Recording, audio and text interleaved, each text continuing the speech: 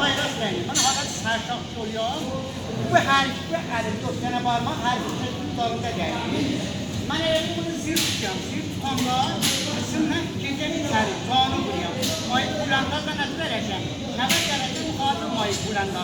Bunu ki xatır tutuyorum. Çəkəm özümə tərəf. Və bu halətdə çəkəm özümə tərəf gedəcəm. Paylaşacağım. Gözünə birləşdim.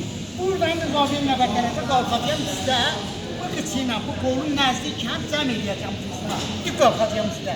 Şimdi buranda bunu tabi edəyəm bu halətdə. Bu yana çəkir, bu da bir yana atayım.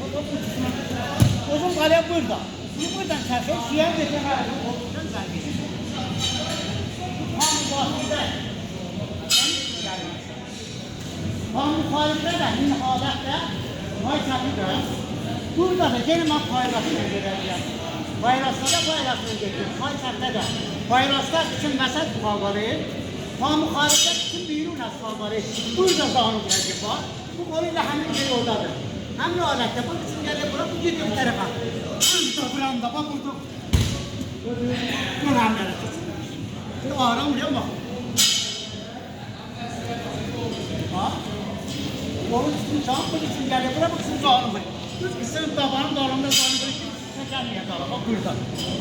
Buradakı bunu gidəyəm içəri, baxın bura. Bu nəbət dərəcə çıxaracaq bu tərəfə.